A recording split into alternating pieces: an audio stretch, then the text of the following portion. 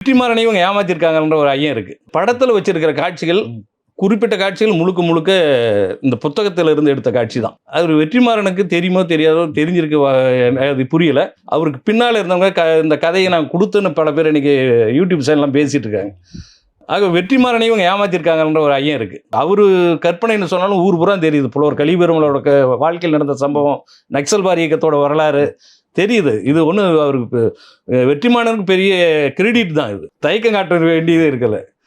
யாருமே நக்சல்பாரியத்தில் இருக்கவங்களே ஒரு படத்தை எடுத்தால் கூட இந்த அளவுக்கு ஆழமாக சொல்லியிருக்க முடியாது. சின்ன சின்ன இது இருக்கா, அது சினிமான்னு வரும்போது தணிக்கை பிரச்சனை இருக்கா, அரசியல் காரணங்கள் இருக்கு, இதெல்லாம் கடந்து வந்தாகணும். பணம் போடுறவருடைய தயாரிப்பாளர் இருக்காரு, இப்போ எல்லாத்தையும் பார்த்து தான் அவர் பண்ணி ஆகணும். இவ்வளோ ரொம்ப சிரமப்பட்டிருக்காரு. அவரு அந்த பட ட்ரேசர் வெளியீட்டு விழாவில் சொன்னார், அந்த குழுவில் இருந்த எல்லாருமே தோழர்னு பேசுகிற அளவு தான் கூப்பிட்டுருக்காங்க. அதனால சொல்லியிருக்கலாம், அது ஏன் தவிர்த்தாருன்னு புரியல. கதைன்னு வந்து ரைட்டர் ஜெயமோகனும் தங்கவேலவன் பேர் 2 பேர் தான் போடுறாங்க. அவங்க 2 பேரோட கதை தான். இல்லை, 2வது பகுதி அதை ஜெயமோகனை சொல்லலை இவர். முதல் பாகம் ஜெயமோகன் சொன்னாலும் ஜெயமோகன் கதை அது இல்லை. தமிழரசன் புலவர் கலிபெருமல் கதை தான். அது யார் அவரை தப்பா வழிகாட்டினாங்களான்ற ஒரு ஐயம் இருக்கு. அவர் செய்ய முடியாது, ஏன் இதை தவிர்த்தாருன்றது தான். அவர் ஒரு பெரிய அறிவுஜீவி தான்.